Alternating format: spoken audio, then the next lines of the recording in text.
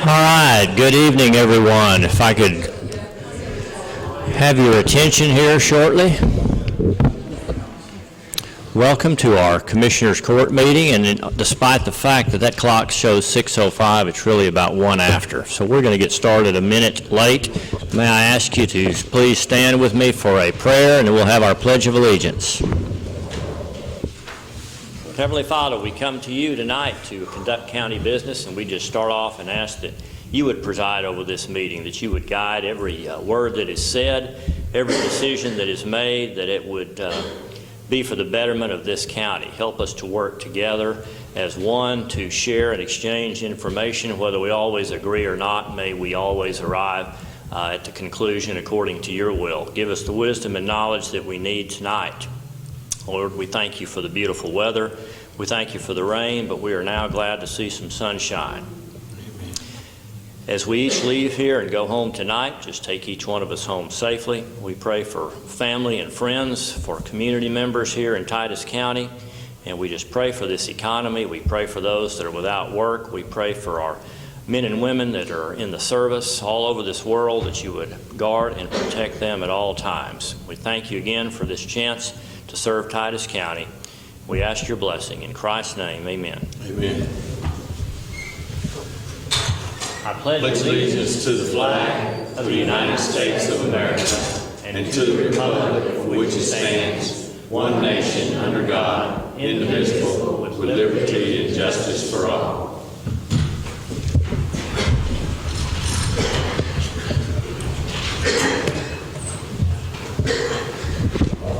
All right, over there on the table are some forms for public comments, and let me remind everyone again that we welcome your comments. We encourage you to comment on any and all subject matter, but we do ask that you register for those comments, and even if you want to continue to register as I begin this, I will certainly allow you to speak on one of these if you have registered, but only if you have registered.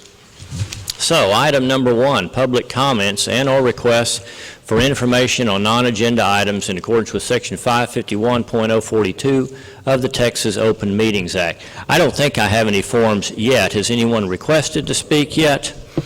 All right, well, I know there's some of you that are going to be planning on speaking, and certainly I would think here for plat and subdivision regulations. So, Chris, I see you out there. If there's anybody else that's going to want to speak to this, then I would ask that you please register.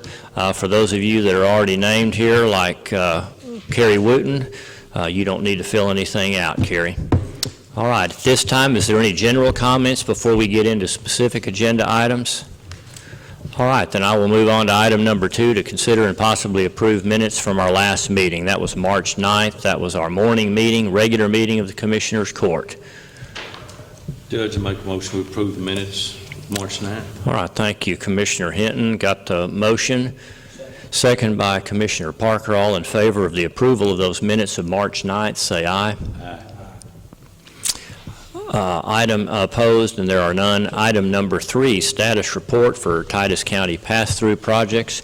We don't have a formal presentation tonight from our project manager. I asked for some comments from Mark Heidecker, and I'll read over those comments here that I got in the form of an email today that was addressed to myself and our city manager, Mike Ahrens.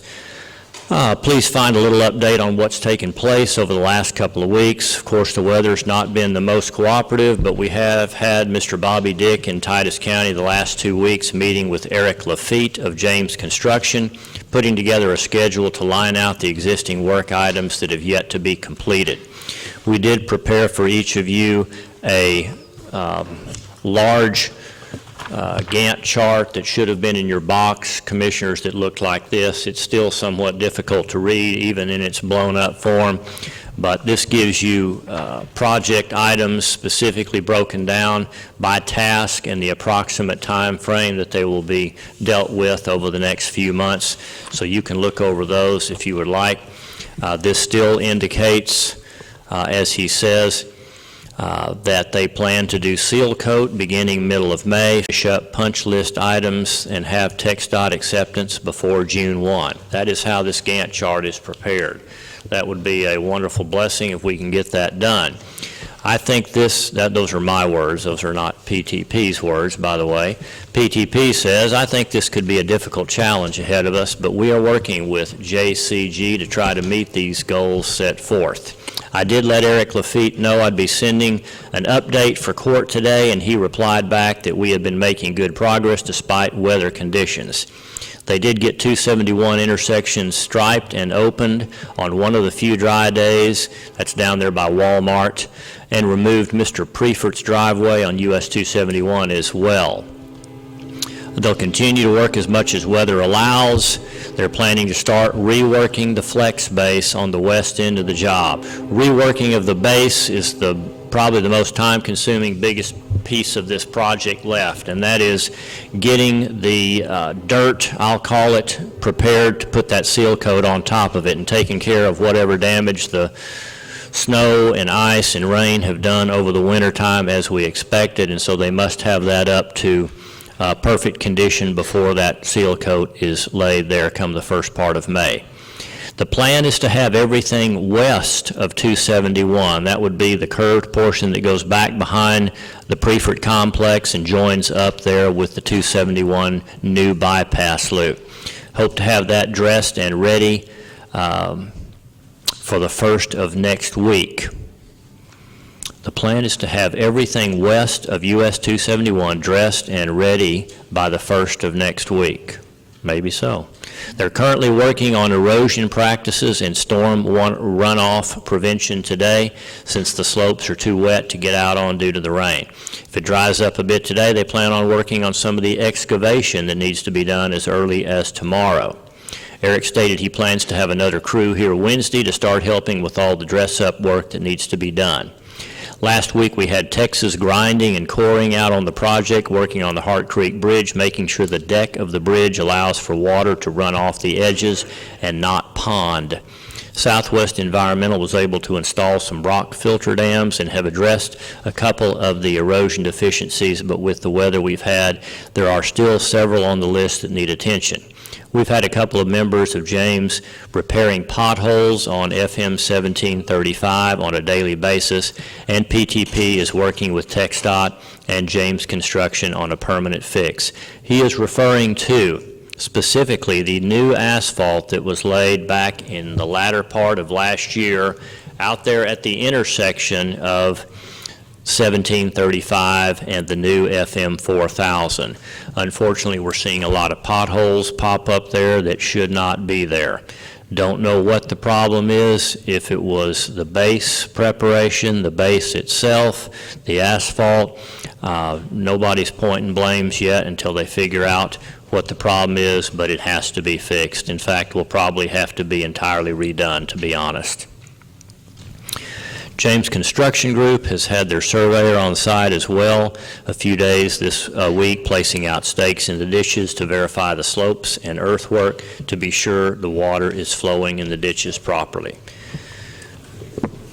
The biggest thing in our favor will be good weather, and if given good weather, that is not that won't be an excuse, and they continue to promise to send the people and the equipment necessary to get this job well on the way.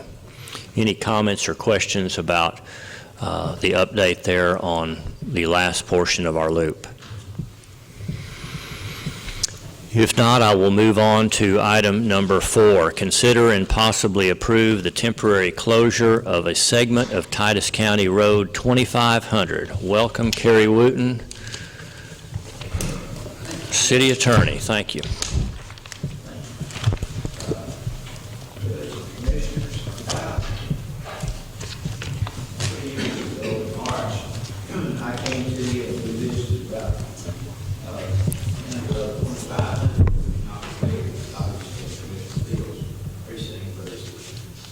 Road that runs from Corner Market 197 over to the interstate.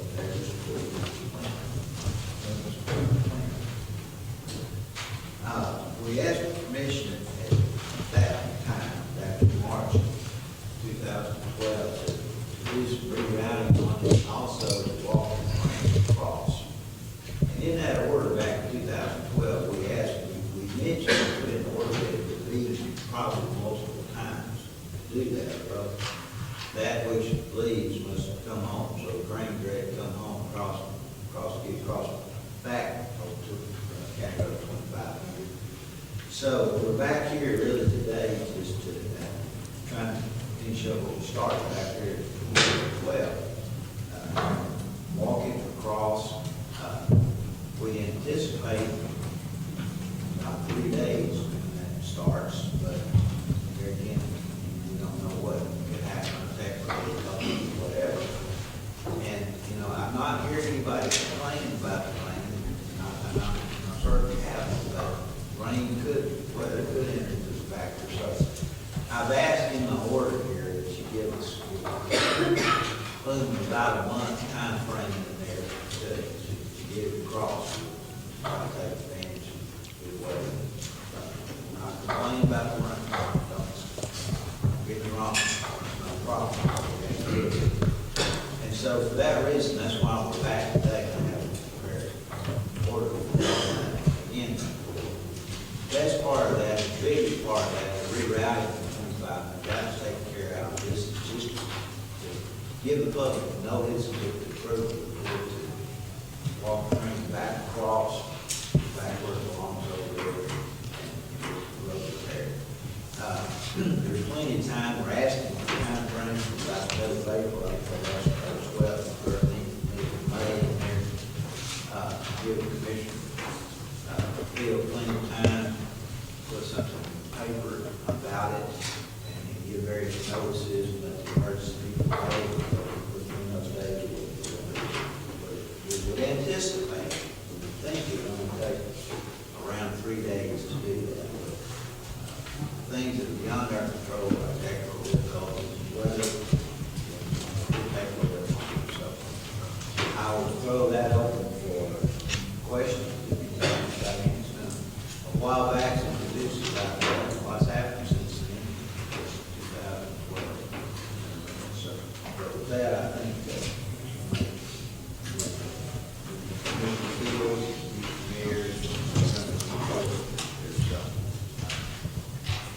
with that, I'll throw it open to questions. Judge, I don't have any problem with this. In the past, we've always notified the sheriff's department, ambulance, any emergency vehicles that might be going out, to let them know for that period of time whenever the dates are set there. Let them know and run in the paper, just like we always have, and it's worked really well, and I don't anticipate any problem with this. So I'll make that into a motion. Motion by Commissioner Fields and a second by Commissioner Riddle to approve the temporary closure of FM 2500 to allow Luminant to make their move with their equipment. All those in favor, say aye. Aye. Opposed? All right, I've got an order here that I'm going to sign. I've got some dates to verify here. Let me see here. Judge, I'll be happy to speak those in the morning. If there's anything clear about, I'll be happy. Okay, this is the document that I had that has the April 6th day on it. You want me to just scratch through that? Do you have a corrected copy there? I got it corrected. I'm going to give it to Chris Burke here, like, Well, if you'll give me, we'll start it up here with me, and I'll get it signed in the morning and have it ready for you first thing tomorrow. Okay? Thank you very much. Thank you. I'll look at that later on. I'll just leave that with you. Give that one back to you, too.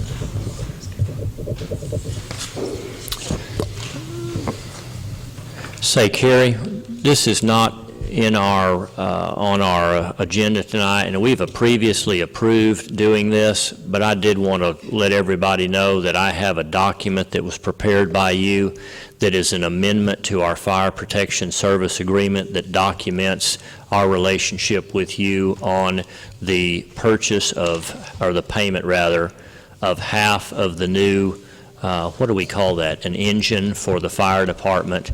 And again, if you all recall, commissioners, we had agreed to share this cost with the commissioners. and Carl had asked for, and Kerry and Mike Aarons had planned to provide for us this amendment to the Fire Protection Service Agreement. This is not an action item, but just in case you wanted to ask Kerry anything about how this works, I'm going to read this part to you. And there's two sections here of the agreement, the Fire Protection Service Agreement that we have with the City of Mount Pleasant. There are a couple of provisions in here that are being added, and let me read what this is to you. The provision relating to the city is hereby amended by adding the following provision. Pay for 1/2 of the purchase price of a Pierce Saber side mount pumper truck approved by the City Council of the city on December 1, 2014 in the amount of $346,272. The purchase price may be increased or decreased due to change orders made during the manufacturing of the pumper truck. If such change orders are approved by both city and county, the amounts due by the city shall be increased or decreased by its 1/2 of the amount so increased or decreased, payable at the time such change orders are approved by the parties. The pumper truck shall be titled in the name of the city. City shall be responsible for all expenses of the pumper truck as outlined in paragraph 6 of section 9. If the pumper truck is sold or otherwise disposed of by the city, the proceeds from such sale or disposition of the pumper truck shall be divided evenly by the city and county. In the event the pumper truck should be traded for a similar vehicle, the city and county shall retain 1/2 ownership in the vehicle purchased to replace the pumper truck. There is likewise a similar provision that states that those same words in terms from the county, as we had agreed upon sharing in that $346,000 cost. So again, we do have this document, and I will execute it. And is that the missing ingredient that you needed there? But I think the court has to approve that amendment. Has to approve this? Okay. So you need to put that on. I'll put this on the next agenda then. While he is here, do you have him any questions? And then we will vote on this at the next meeting. And let me say something before it's clear to anybody. I put in here about change orders. The only reason being, the way that process works, the council, city council approved that truck in December. There was a price on it. And then if you were to pay early, and they provided a bond, bonds, like performance bonds, like you have on these construction projects. Then there was a discount, and I'm sorry, I don't remember how much it was, pretty substantial for early payment. So you order the truck, and I've heard everywhere from the start of the summer to the end of the summer when you take delivery on the truck. So it had to be manufactured from scratch, basically, you order it. So I put that in there just in case if there's something that came up, if you or your counterparts at the city wanted to add something, it's a lot cheaper to do it when it's in manufacturing. But both parties would have to agree to it. I'm not aware that there would be anything, but I've just dealt once or twice in the past with these trucks and environmental safety. It's a whole lot cheaper to add this now while they're manufacturing if they find out about it. But the price is fixed, I mean, as far as, so if there's something comes up, you guys say, anything about adding this to it, taking this away from them, you do it. I just put it in, both of you would have to approve it, and then go from there. I don't anticipate that, but I didn't want to misunderstand it. You know how it always is, it comes up, says, well, if we do that, we add that, we could save it. Well, maybe you could, but it needs to come back from both parties and say, we approve, write a check right. That's how that process works on those trucks. I've just watched them through. If they bought one time, it's because they found one, or somebody else didn't want it. But that's the only time I've ever been involved with manufacturing, whatever. So that's what that was my understanding of the agreement. The contract was with the city because, and the only reason it was put in the city's name because of the insurance and all the other things that go along with it. But I think it's pretty clear that it's a 50-50 proposition. You have certain vehicles under that agreement that are titled in the name of the county that the city takes care of. So not to alarm anybody that you're going to get a bill for something extra. I just put that in there in case be good for, it might save some money, and you might could be a good thing. But it had to both of them. The city could not just arbitrarily say, we added $10,000 or something. If they did, it would just be their expense. Well, that price looks to be quite a bit less, at least thus so far, than the $400,000 that we had kind of been anticipating. Maybe by the time they add some things onto it, it'll be higher than that 346. But we appreciate the way you've worded that and give us a chance to at least know what it is we're spending over and above that base price. They're working on it right now, as far as I know. They started, they got the bonds up back before Christmas. So they're working on the fire truck. Who knows, if they haven't had weather like we've had, they may be far along. Maybe. Mike was gone to Austin last week when he was in Chambers, so I can give him this one, but I got looking at that. I think he's got to get back to Austin. So, What color is it going to be? I think we'll check red. Okay, I'm just making sure. Remember the yellow? Remember that car was yellow? I don't remember that. All right. Glad you went with red. Appreciate you preparing that, and we'll get that done next week. Thank you. All right, item number 5, discuss and possibly take action on the preparation of plat and subdivision regulations. Once again, we revisit this, and tonight, guys, I think it's time for us to start formulating what we want to do. And as you recall from the last meeting, Judy had brought us some proposals in the form of a well-written document that included a lot of things in it. We got some comments back from Walt Sears saying if you're going to meet minimum requirements that the state's going to be looking for in order for us to be able to get some state funds to help with that Morris County project, we're going to need a few more items in there.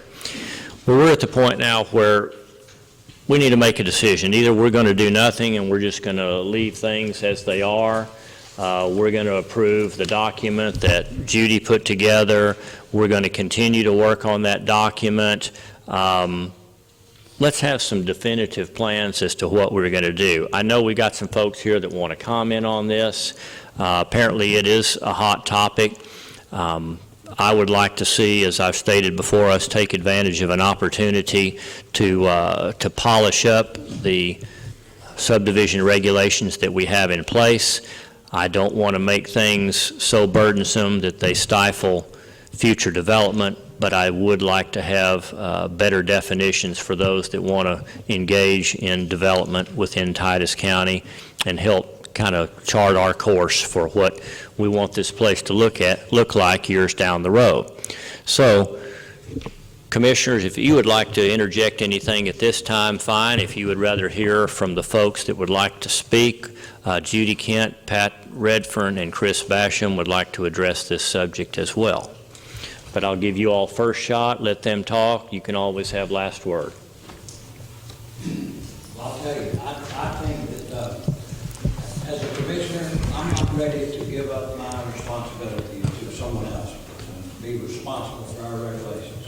And I realize that any regulation the commissioners have probably might be restricted to the realtors. So I think that Titus County has a set of regulations on file in the county clerk's office, and I believe that changes could be made by the commissioners court to change these, make some tweak this set of regulations. The items that are mentioned in Mr. Sears' response that we need to handle, he says that concerning the deficit in our regulation, I believe it can be resolved to meet the requirements that are needed for EDAP projects approval.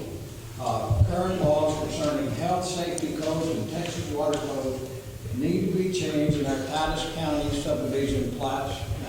Mr. Bain has given me a set of guidelines that they have to be changed, and I think that a little bit, there's some roads that the commissioners we've talked, I know Philip has some ideas that we can make some changes, a little bit of tweaks in the road, nothing serious, and all that kind of stuff. And therefore, we can go through all of this stuff, but we just got through giving Mr. Basham $100,000 without a contract or anything else, but yet we gotta have a contract with the city to get a fire truck. And so I don't understand why now, all of a sudden, he's come up with all these plans and drawings and a flow chart and all this kind of stuff, when we've had a set of regulations that's worked pretty good since 1992.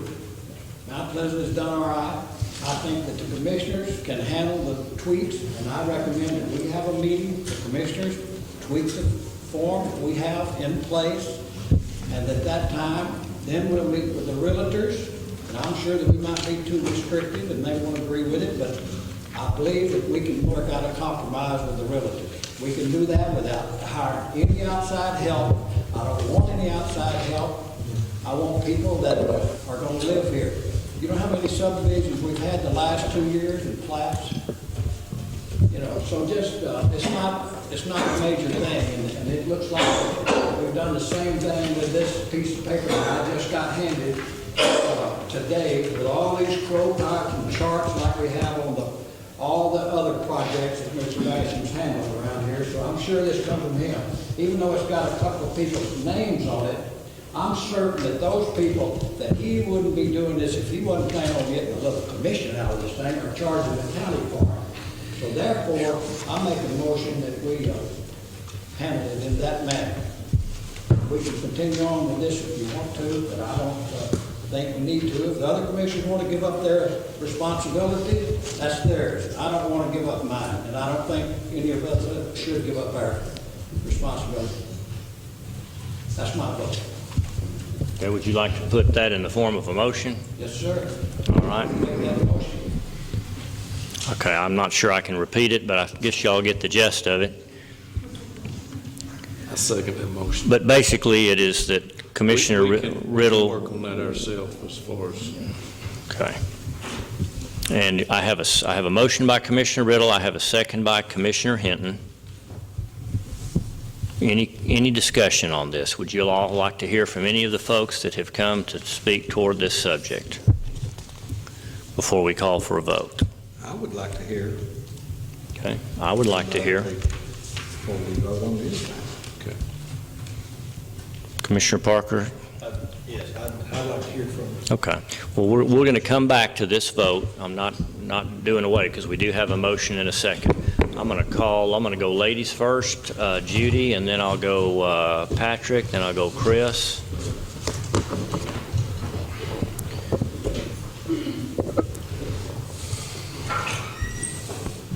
Is that switch on, Judy? Top button. Oh, I thought Push it it was on. towards the...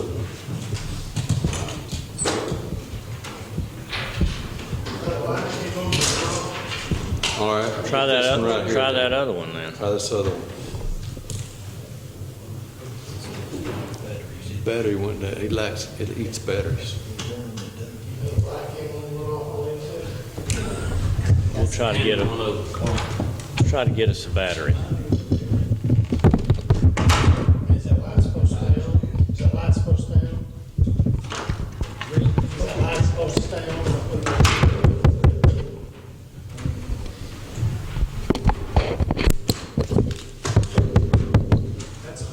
They're not on. Bear with us. We're going to get a battery check. Sure is on. I didn't turn mine on. I thought somebody turned it on.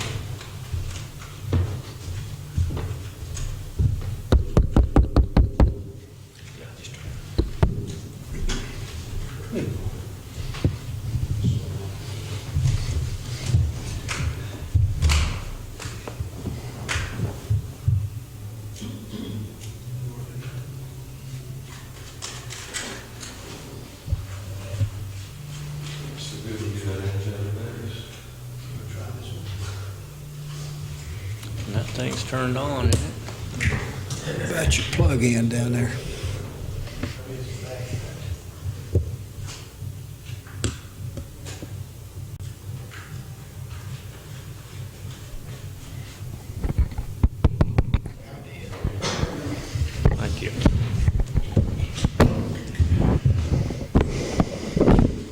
all that to say, I really don't have anything to say. Oh, come on. The only reason I put my name on there was because Pat wasn't here and I was afraid there wasn't going to be someone speaking for the realtors. But the way I'm understanding Commissioner Riddle is that there are some things that the commissioners need to address. The difference in how we do the roads now, and there are some things in there. The only thing I presented to you was what we have in position now. And then you sent it to Walt Sears, and he sent us a letter back telling us the differences. Yeah, we realized there were huge differences. It's why we didn't want the original 16-page document, because there are big differences. And we didn't want those stipulations and all those regulations. And so the way I'm understanding Commissioner Riddle is that the commissioners will address all the things that they see that affect them, that need to be changed, and the way they're doing things now and the way it's written up. And then at that point, you would hand it back to the realtors and let us address the things that we see that, you know, that we need to do. And if we can hit on some of these water issues, you know, that Walt Sears seems to be worried about, you know, I think it'd be great. We can run it by. But we didn't like the original document in the first place, so I don't quite understand why he's sending us a letter telling us the differences. There were great differences, and we didn't want all those regulations. But I'm all for y'all doing what y'all changes y'all need to make on it. I think it's great. I mean, y'all are the commissioners. You know how you're doing the roads. You know how you're wanting things done, and then we as the realtors know what our developers are looking at and wanting, and the restrictions that seem to be too restrictive to us. So I think it's a great situation, and you want to work separately, you want to work together, however you want to do it, I think it's a great thing. Well, to answer your question about you don't know why he's telling us all the differences, 4 weeks ago, the motion was to send those regulations in the form that you presented to see if the state would approve those. And the logical path was through Walt Sears. And so therefore, we said, Walt, will this pass? He could have either said nope and be done with it, or he could have said nope and here's why, and that's what he gave us. So I appreciate what he gave us back. I mean, we got what we asked for. But what he did was tell us all the differences. He didn't say, you're going to have to address this, you're going to have to do something here. He just told us how we're different. And Well, we know he's we're told us different. once, these are the minimum standards. And in my conversation with him, he said, I have listed for you the items that I think you're going to need to make a decision on one way or another. Okay, well, I mean, we can address each of these issues as to how we want them written up, but yeah, they are going to be different than the original document. Or else we would have And it may or may not pass. And again, Right. whether it's our objective or not, my personal agenda is not to meet those minimum standards. I think that if we meet those minimum standards, we'll be doing ourselves a favor. That's my personal opinion. And would I like to help somebody, a neighbor of ours, be able to get some state funds to accomplish and to help some developers develop a part of that county that badly needs some assistance? Yes, I would like to do that, but that's not my sole objective. Sure. Okay, thanks. Thank you. Patrick?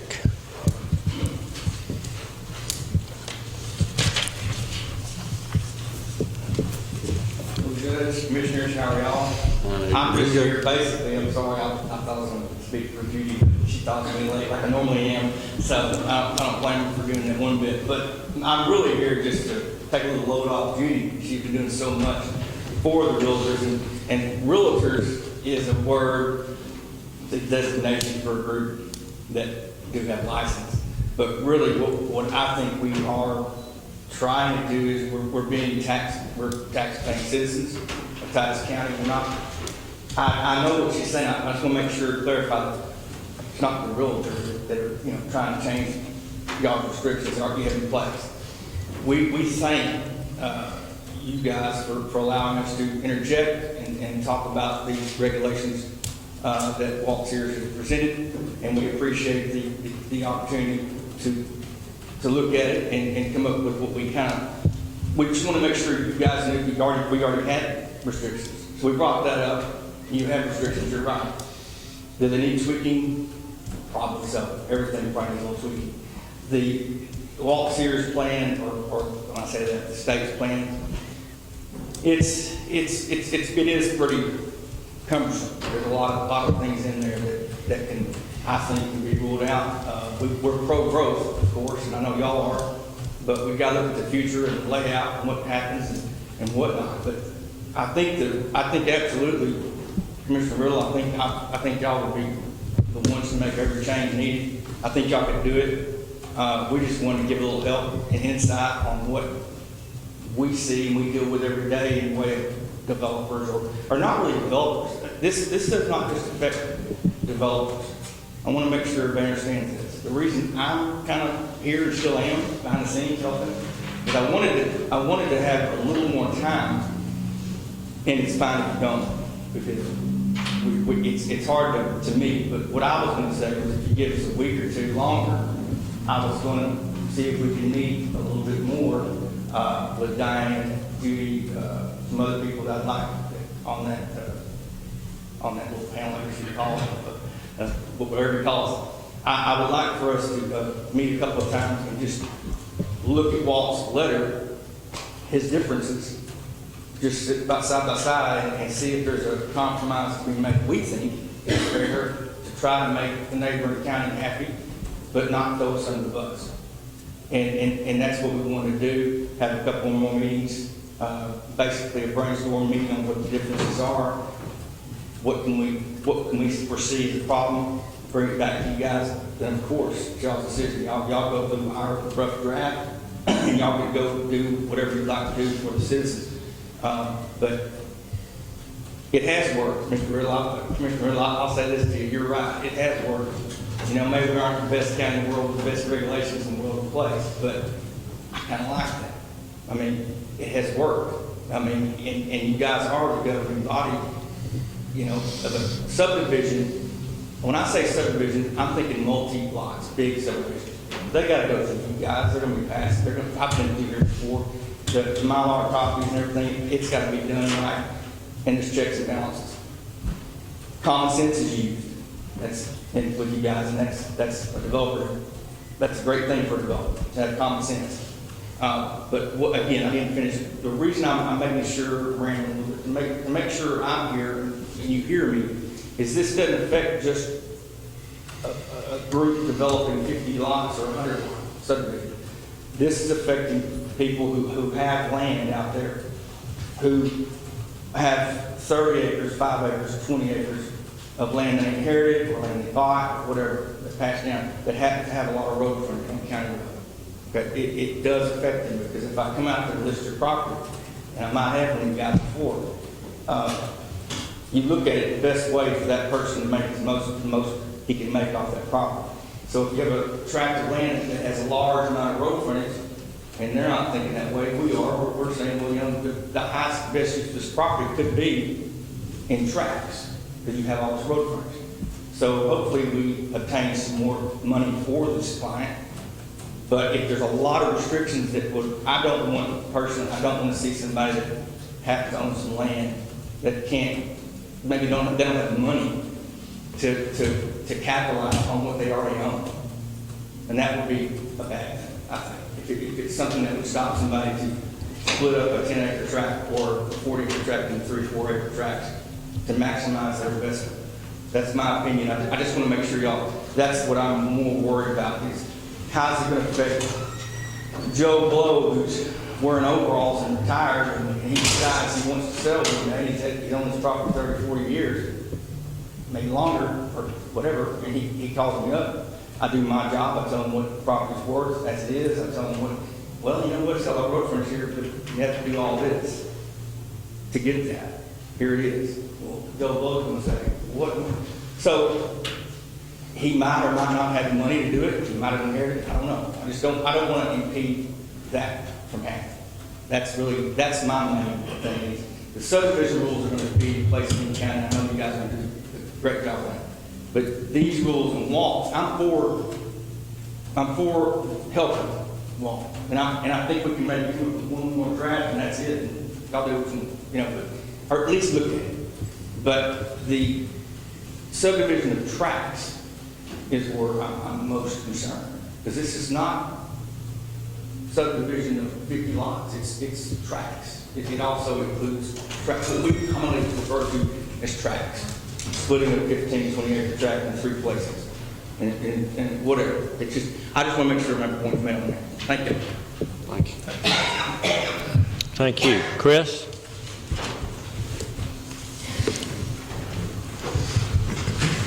I have copies here of what I've seen. If you don't want to see a copy of it.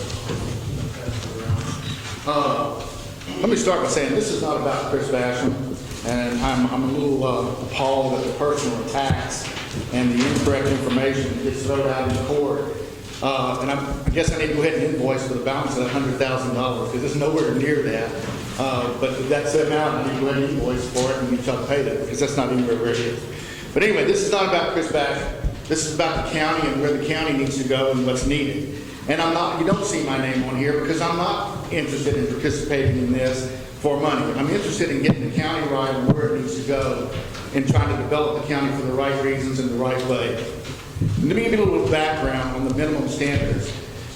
The stuff that Judy and the realtors did was good work, but that's their point of view. And that's only one point of view that needs to go into this. The Water Development Board, and the reason that Walt Sears wrote the comments is because he was trying to lay out the minimum standards that would allow Titus County to get access to state and federal funds to help development in the county. Not only Morris County or other counties, but Titus County. And what he said when he responded back was, here are the things that I gotta have that be able to meet the funding standards so we can get Titus County extra money. That extra money helps the developers because then it starts to subsidize the development in Titus County. So if you get federal funds to put water lines in and roads in, that's less cost that the developer has to put into his project. That's what Walt is trying to do. He's trying to get those standards, the minimum standards. That's the very first step. That's what started all this. There is a bigger picture on this. And the bigger picture is, what does Titus County be and where does it want to go and how fast does it want to get there? So when you look at these things, the EDAP program, I had to look it up too because I hadn't heard of it. It's an Economically Distressed Areas Program, and that's the one that provides that funding that they're trying to get for that development that Walt is trying to support. It started this whole game, which was at 259 and I-30. And it was a travel stop that needs to get water in there. But they can't do that unless they run water lines through Titus County to get to that location. They can't run the water lines under this program through Titus County unless they get those minimum standards met. And that's all that started this. So the real reason was for eligibility for federal and state grants and the low interest loans. And that reduces the financial burden on the individual developers. It subsidizes county development. That's the real reason it started this. The other thing that this does is the why is the preservation and the protection of the way of life that we have in Titus County. I'm a landowner here. I'm also could be a developer. I'm a taxpayer. I live here. I am interested in these things for that reason alone. So I'm just like everybody else in this room. We have that interest in that. I am interested in what kind of development goes next to me.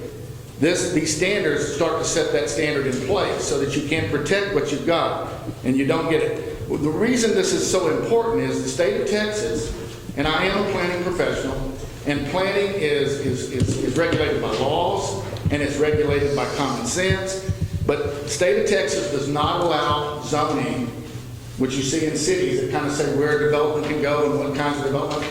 In the state of Texas, counties cannot do that. You cannot zone in Texas counties. The only way that counties have to control and manage development is through subdivision regulations.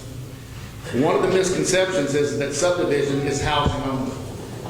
Subdivision is any subdivision of the land, any subdividing of land. It could be for commercial, it could be for residential, it could be for manufacturers' homes. And one of the things that meeting with the realtors early was there was a concern that the guidelines that were presented initially by Walt Sears would prohibit doing things like hunting camps. And I agree, those are way overboard for doing hunting camps. One of the reasons that these standards need to develop is to be able to categorize things so that you can do what you want to do. And if hunting camps is one category, then the standards for the hunting camps are a lot less than they would be for a subdivision for housing or for industrial or commercial. The other opportunity that's here with these development guidelines is they become a marketing tool for Titus County.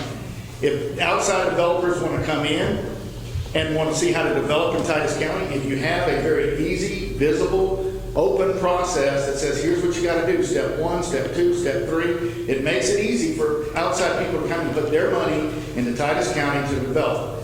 Is that a good thing? Absolutely. Because what that does then is start to take the tax burden off of me and you.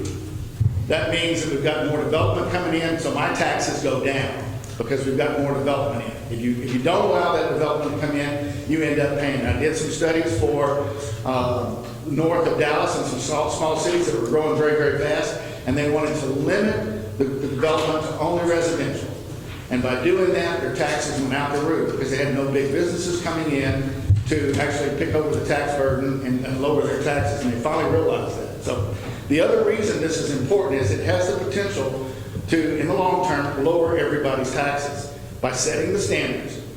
The standards are not just for the developers. There is a whole set of rules here that you got to comply with. And these are legal things, and usually when you get into these standards, you'll have a certified planner and a lawyer that's a land use lawyer that's putting these things into place. And I've listed these here for you: the Texas Government Code, the Texas Health and Safety Code, the Texas Local Government Code. You've worked with some of these already. The Texas Transportation Code, the Texas Water Code, and the applicable rules of the Texas Commission on Environmental Quality. There's a whole lot of people that have an interest in how things are getting developed. True, Titus County has some very, very sketchy development guidelines. I have them all. They are very, very sketchy. And development has occurred, but development has not occurred very much. Development has not occurred very much because of several reasons. One, people don't know that process. In meeting with the realtors, they all express concern about, it's kind of a learning process. And if you're in Titus County and you've done the development, you know that process, so you kind of got a leg up. Anybody else coming in doesn't know that process because the process is not real visible and not real easy to understand is how things develop in Titus County. I listed here, repeated the stuff that Walt had in his things that he said were missing, and they're not insignificant. They're not insignificant at all. Provision for utility service. How do you get utility service into a new subdivision? How do you get the water supply? These are all things that have to be in there. These are things that are missing in the current guidelines that got left out. And I'm not blaming anybody for them. I'm just saying this is just a piece of it. This is just what Walt on the Water Development Board identified as the minimum needed to be able to get to those grants. If you're going to look at doing development guidelines for lots of other kinds of development, there's a whole lot of other things that need to go in there. You have to have a licensed engineer report addressing the water and wastewater needs. That's not in that report right now, but you got to have that before you get Texas Water Development Board approval. So all I'm saying is that there's a process that needs to be put in place, starting with what Titus County has right now, to lay this all out, to make this a step-by-step process. Here's what needs to happen. And the final approval is y'all's. It is the county commissioners. Part of this process it serves to be kind of an education to you guys, because there's a whole lot of stuff here. All these codes and everything, that's a lot of stuff to know. And without you going in and researching, what I'm suggesting is you hire somebody, and I've given you some names of 3 firms in Texas that can do this, and you can contact them. You can leave me out of the equation altogether, but contact them, and they'll explain to you what's involved with developing this. I've also researched development standards, county development standards for several other counties, and I was going to bring them in tonight, but I didn't want to do that because they're voluminous, and not that they're needed, but the fact is that when you address every code and every condition, there's a lot of stuff that goes into there, and it's a lot of stuff to know. My recommendations for the county is that this is an opportunity and a responsibility of the school, is to try to guide and develop Titus County to the betterment of Titus County, to the betterment of the welfare and the economics of Titus County, and to eventually lower the taxes for every one of us as individual landowners. What I have offered you guys, free of charge, no charge, Al, professional help to prepare the county development guidelines. I've given you a sample flow chart, and the flow chart is just a start, and it's hand-drawn because it's just kind of a concept of how should this process work.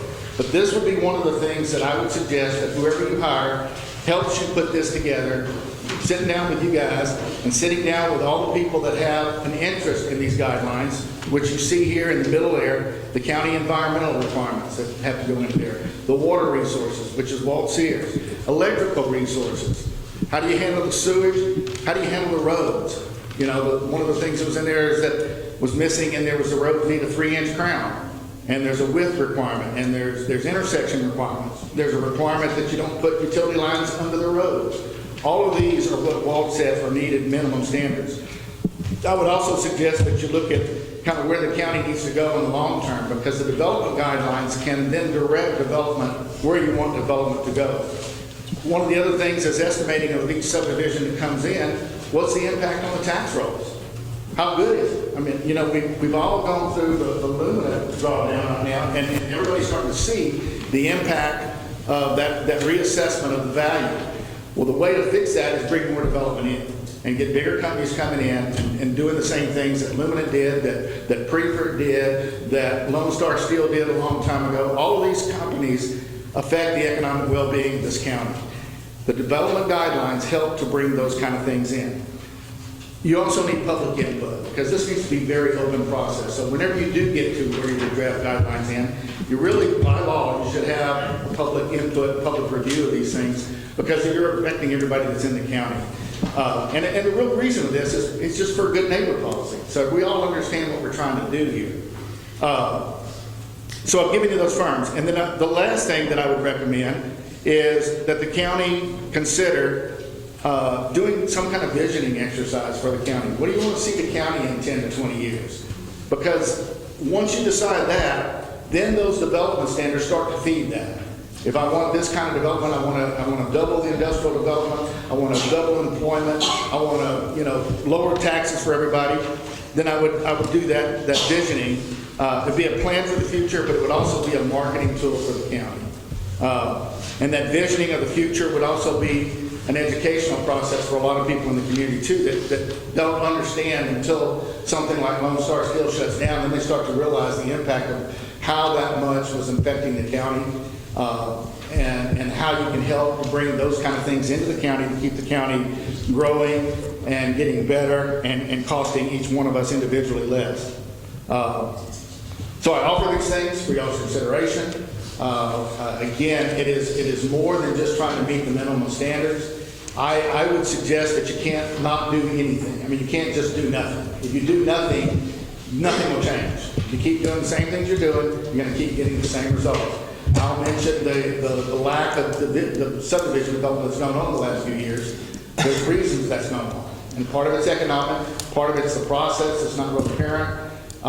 You make that process easier, you make it visible, you make it transparent, you'll get more people coming in here, and things will start changing on that. So I offer that. I am a planner, and I do offer that. So I'm not offering this just as an uneducated, opinionated citizen. I mean, I am, obviously, opinionated, but uneducated. And some people might say I am, but I do this for a living, and I'm doing this for Titus County right now. And like I say, this was done just because, as I said in the last time I briefed you on why I'm here and why I do what I do in Titus County, is I have vested interest in Titus County getting better. I live here, I work here, I pay taxes here, and I want Titus County to do the right thing and head in the right direction. And I think that this Commissioner's Court has both the opportunity here and a responsibility to take these guidelines and develop them into something that's going to really help the county go forward, and at the same time help the realtors, help the environmental folks, help the industry that's in the county too. Thank you. Thank you. Chris. All right. Commissioners, anybody want to make a comment, and we'll take a vote? Developers are really people potentially wanting to develop in a county or expand are not really unknowledgeable. They're knowledgeable about what it required to know. Everything that most of his conversation, Mr. Basham, was that we got to make this easy for them to know it. Anybody that's potentially going to develop something has some knowledge of how to develop something, a plat or thing. And this is what And so I don't understand all this conversation. I don't agree with him. And who don't want this place to grow? That's the reason that I'm such an outcast up here when I try to cut expenses in this commissioner's court and not raise taxes, because that runs businesses away. Lower taxes helps our development. A lot of things can help our development. But I don't think having a big chart, a flow chart, or whatever it takes, most people know how to do it. I think common sense guidelines that we've used, that Titus County used, has done a pretty good job. And I think we can tweak those and do it on. And that's my opinion. And we're economically distressed, and I don't like that title stuck on us. And we're moving to a county. We've got water in Titus County. This is talking about getting a grant to move the water from where the water in Titus County ends into Morris County. Is what started this deal, and the reason that they can do it to help them develop down at 259 stuff. So Titus County has water, and the grant, and I'm not against, like you say, I agree with you, helping them get a grant. I'm for that. So that's to help their neighboring county. But I don't see setting up a big elaborate flow chart. I don't think developers are that stupid that they have to look at a chart and know where to move around. That's an opinion. Anyone else? Well, Judge, I do know if you're going to get these grants, you got to meet certain standards. If you don't meet those standards, we're not going to get the money, and the grant's not going to be here. We got, in our off-road bridge program, we got 32 bridges, because the city ended up with 2 of them. We got that money because we met the requirements that they said. And we've got the paperwork done, got everything filled out, and that was over $7 million. Had we not done that stuff, we wouldn't have got it.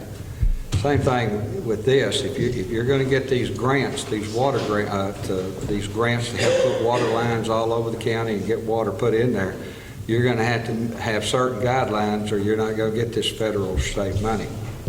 I like what Scott said about taking it back to the real estate people and letting them look at it and maybe comparing and see what they could do, what they could live with, and things that they just don't want to do that they think would be bad. Because really, you're the ones that's out in the field and fighting this battle, and you know what's needed out there. You can tell me, but at the same time, we need your input more now than ever. What do we need to do? And I think it'd be good to let them take this and go back. And I think Walt would even meet with y'all, would come over and meet with you and tell you, this is the reason you need to look at this, or this is the reason we need to do that. If we're going to have future development in this county, we're going to have certain guidelines, and it's just not dealing with water, but it's dealing with electricity, roads, every part of the development of this county. And when these guidelines first started, they were brought in because we needed, if we were trying to get some state money or federal money, we had to meet certain guidelines. So this is the reason one of the reasons we started. But I do like the deal of going back to the real estate people, let them look at this, go through it, what they can do, what they can't do, compare. I truly think getting Walt over here to talk with y'all and let him explain why we need to do this and why we need to do that. I think Walt is just like everybody else. You hate all the guidelines and all the restrictions that's put onto you, but to get this money or to get to help develop, and you want it developed right. You want a subdivision done right. You don't want it halfway done. That's another reason we got involved, because subdivisions were not being done right. And so that's my opinion on it. I would like to let it go back and real estate people and see if we can get Walt over here and compare and see what we can do and maybe get us by this. That's my opinion. Gentlemen, you want to comment? Judge, I'm like Al. I would like for us to be able to sit down and do this. But if these folks would like to to meet one more time. I think that they ought to have the opportunity to meet one more time and go over this. If they want to meet with Walt, that's fine. If not, just them getting together and going over it.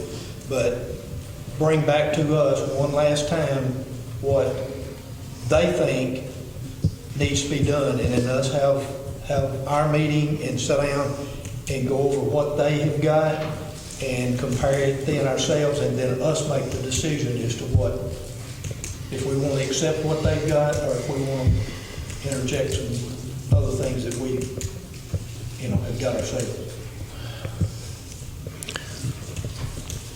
Brian, Ma'am? I think it would be a benefit to the realtors if y'all play with it a little bit first, because I'm understanding there's differences in the roads than what we have right now, some things like that. So if those things were put in the way y'all want things now, in the ones we have right now, then pass those back to us, I think it would be beneficial for us if y'all had marked in the way y'all want some things done. I don't have a problem with that. No. Some of the things, though, like Walt addresses in his note, or is the fact that he says we don't have the 90-degree crossing the road or something, which is very simple. We do have. He says we don't have a depth, and that's not true. But we have it in casing, utilities under the road.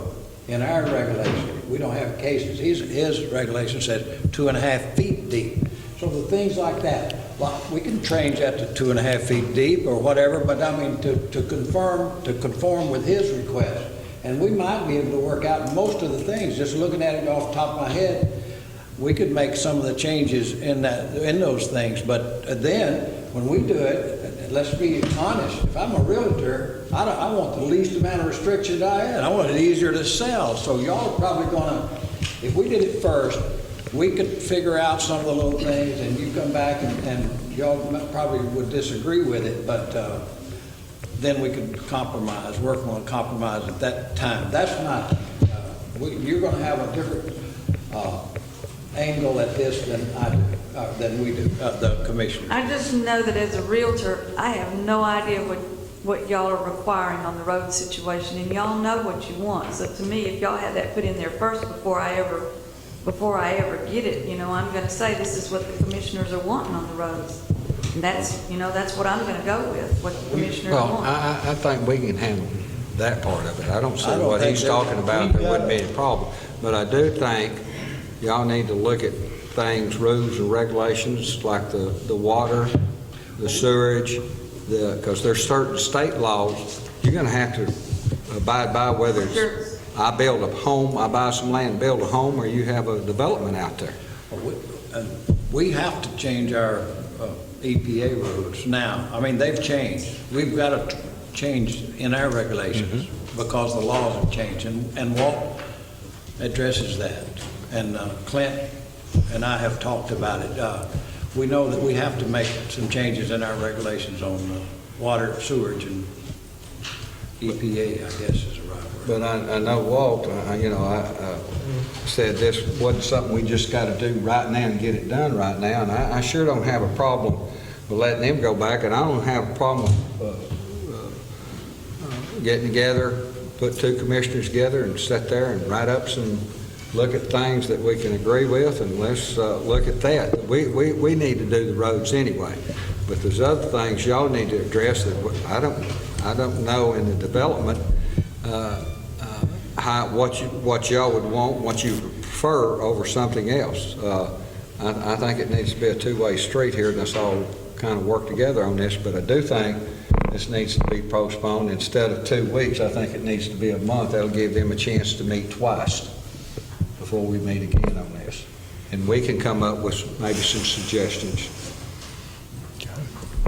Chris, 1 second. Did you say something before I call on Chris?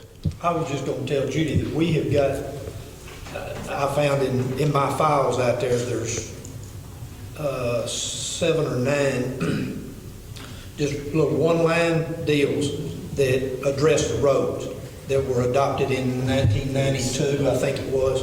And they, I mean, that's all they've got, and I think they need to be tweaked just a little bit. But, I mean, we've already got that we can tweak it and then insert it in with this that y'all have got, and maybe insert some of this stuff that Walt has got. And then, you know, it'll all work for all of us if we can do that. Okay, Chris? I was just gonna offer to volunteer to work with the county commissioners. I've already offered to work with the realtors at no charge, just to, because I am interested in this thing being right, and I can help. If you want the help, if you don't, tell me no, and I'll get everything to do. Patrick, what do you think if we handed it back to you? What else might occur? I mean, at some point, we've got to sit down and start formalizing the final written set of rules here.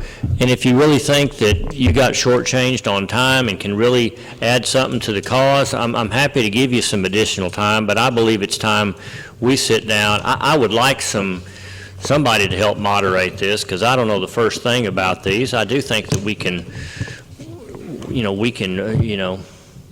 take a stab at it. I'm not sure we'll have a very polished final product, but I think we could get close. But what do you think if you had a couple extra weeks or 3 weeks or whatever, what do you feel like you missed out on? I'm hoping for myself and a few others on my brother's side. I think that the input is needed on the actual developer, Diane, developer. I think there needs to be more input from a developer. Somebody that's developed in Titus County, as myself and my family. We talked about it as realtors, that's fine. I mean, it's great, there's nothing wrong on a marketing aspect. But I don't think everybody should go ahead. We're doing this for free. We're just trying to help out. Well, do you think you need additional? If I had some more input from the developer standpoint, looking at the differences, as experience in the past doing some developments and getting along well with the district, but I know things have changed. We got to integrate the new, which Coach Fields is saying, sorry, Commissioner Fields, is saying we need to probably clean that out a little bit better, the roads, those kind of things, but putting a more actual experience of what we've done in the past into what these new regulations are going to be. I think Scott, myself, Diane, some of the people put their past experience and what they did in the development of Titus County with these new regulations. Will that impede growth? Would it, stifle growth, or would it be good? I think this would be that energy from that. I think the practical sense, common sense approach is a good thing we have, and you're right. Whoever said not a lot of people know where to start, I would agree with that. There's not a lot of people who know where to start. Developers, yes, they probably know where to call, who to call, and get things going. But not everybody's going to develop. I want y'all to know that. I agree with that. Whoever said that, but the outside developers coming in, you got to have economic. You got to have some economic something here to get them coming. So that's I hope to goodness we have some industry or something that happens that brings in outside development. Probably won't see that in a while. We're dealing with our local investors, local development, people in real estate sees a need, tries to fill a need people. That's all we're doing. Tax base is going to be helped if we have more development. You're going to have less aggregate land, more development. So I'm not talking about Frisco here. I'm talking about something that we just need an easier, very easy to look at and understand where to go from point A to point D. And just to look at, because right now, I'll be honest, it's been a while since we developed anything, but even back when it was in 96 or 95, we handled it and everything was great, commissioners were great, but we had to kind of wing a little few things, but it worked out good. But I think it would be better in the future if there was some standards on developing land and multi-development. I think the two differences, sir, it needs to be distinguished, I think. What are tracks and what is subdivision? I'm really going to say that again. Okay. I think this is putting it, it's hiding in here. It's going to be a problem one day coming back to y'all when you have a gentleman matter, you know what? You're telling me I can't cut my 30 acres and 3 tracks to my kids. All right. So how much additional time do you need before it appears like the commissioners want to sit down for a workshop and work this. You guys are gonna have to be the one, I understand put this with Courtroom. Well, does this need to be a joint meeting with you, or do you still need some time by yourselves, and then you present some? I personally think the time by ourselves is needed with interjections from the people that weren't at other meetings. I Okay. think we would give you our rough draft, we're going to call it. And how long do you need? Y'all can move with your answer. How long do you need? I think a month would be minimum. Month or month and a half. Because it's gonna take a month. It's gonna take, to get a meeting with these people I want, it's gonna take them that meeting, and then it's gonna take another, probably 2 meetings to go over what we brainstormed that day. Because we went to force these people to do this, they're doing practice pro bono, basically. So I don't wanna take the cost of money in this, but I do want the citizens to be helped out. Okay, so you're saying leave us alone for 6 weeks? I think that'd be fine. Not be, what do you think? Hang on, But you got a motion on the table. that's right. I haven't heard anything either, because you didn't also second that. I didn't hear anything. The one thing that I'm most concerned about is the roads. You know, that's my biggest thing about it. Like, all we have is that little seven line page stating what we have, you know, as far as the roads. I've looked at other counties, what they have, and I'd like to see us have something like that. You know, You're not saying like Mr. Real estate, that y'all could just do all of this by yourself and go with it. there's some of it there I do not understand, but basically what I want to address is the roads. The roads. That's what I'd like to address. Well, I don't think realtors are, we're not, I don't think, I'm not qualified, I'll speak for myself, I'm not qualified as a realtor to do what you do. Yeah. I did, I'm not, you do it all the time, okay? And I go, not, but, there's one here that just that, and that's what I was. Oh, yeah. Probably should have signed up to speak, but we've got the government codes and Texas government safety and all that. There's just so much in here that needs to be addressed, and I think that's what you're seriously doing. With that, so I thought you were saying that y'all would like to do, Mr. Riddle said, that y'all would just do all of it, and that's what he said on his motion. That is what was said on the motion. I'm going to recognize Commissioner Fields for a second, then I've got Clint Bain would like to speak. I think one thing that we can do, you know, and this is one thing about roads, and I know this is Philip, something that he would like to see changed, and I know Mr. Riddles would too, that we need to tweak and do better. I don't know where, as a two-man committee, could look at it and see what changes and come to the court with some recommendations on what we need to set up for new roads There's some changes in. Okay, I'm going to hold off and I'm going to go in order. If you're finished, I'm going to call on Clint Bain. Yes. Okay, Clint, thank you for signing up. Can I get you to come to a mic? I've kind of gotten away from that, but I wanted to get this recorded. And tell them who you are. I know who you are because you help us with our I'm Sergeant Clint Bain. I am first and foremost a peace officer, and I am DR designated representative for this county. I'm not an engineer. I don't know anything about building roads. I know that we need roads that are in good shape and passable so that we can get emergency equipment down. And if they're not built right the first time, it's going to be hard to build them right the second time. But pretty much, as I see where we're going tonight, is to table this and to give some time for heads to think about this, because there's going to have to be more to be done. One thing I am going to bring up, when we're talking about subdivisions and these subdivision review processes and all that, there's more to this than houses on 1 acre and $300,000 homes. These rules are also going to have to guideline the development of manufactured housing developments. And there's just a lot more to it. And some of the documents that I have had the opportunity to look over, they're not addressing how utilities are getting there, what utilities are there, or if on-site water sources, wells, private wells are going to have to be done. That's going to have to be addressed. Since I've been DR for the county, I have to sign off on water meters to be set, as well as the inspection of sewer systems, on-site sewer systems. It's hard to inspect an on-site sewer system for somebody that has 2 acres and they cannot get water. They're not in a location where they can try on the tri-sud, and they don't have groundwater to have a well.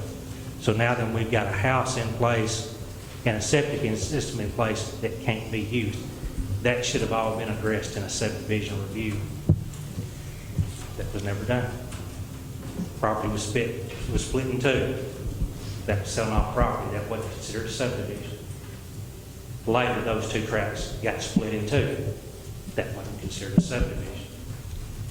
Well, if you split land in more than one part, that's subdivision. And I believe whoever buys it is entitled to know what utilities, or if the utilities are going to be available. Kind of got to chase a rabbit, Joe.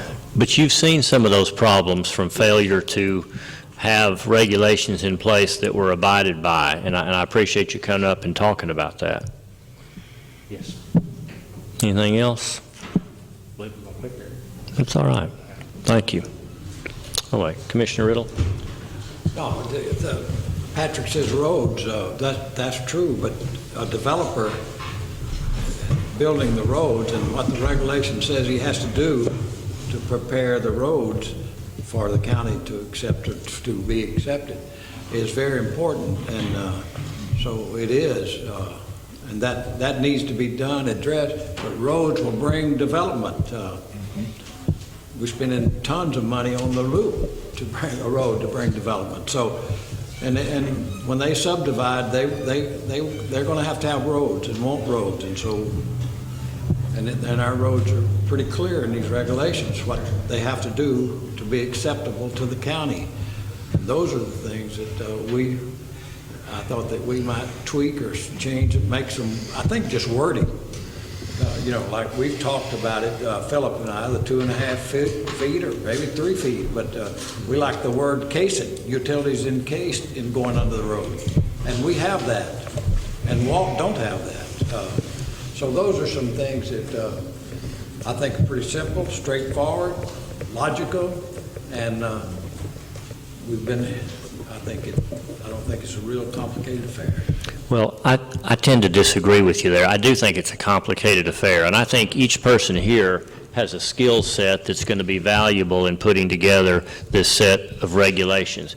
This body right up here, we're not capable of doing it. Let's face it, we're not. We'll make a good stab at it, and what we do put together will be well thought out and well worded, but we may miss something because we're not aware that it's out there. By the same token, the realtors are going to see it from their standpoint, and they don't have the skills that you have at road making. Chris, as a planner, is going to have some skills looking at a level even above that. I think that we can work together and achieve an end document that will be the best possible. And I don't know what the best way to get to there is, but if they're asking for another 6 weeks, 2 months, that's fine. Then I think that they ought to turn it over to us, or either we join them in a final meeting or a couple of final meetings or a workshop or whatever you want to call it. But that's what I would like to see done. Now, you've made a motion that we put this together. Are you willing to give the realtor some additional time? How would you like to proceed? Do you want to change anything about your motion? I do, but probably we should call for a vote. And I don't even remember exactly what that was. Can you kind of reword that and see if, and then we'll take a vote on that. Commissioners have a meeting to determine, and if what changes that could or should be made that addresses the items that concerns the water boards, Walt Sears, and then after we can work out what we think we need, using his letter, or that we can do or cannot do, we might determine we cannot do it.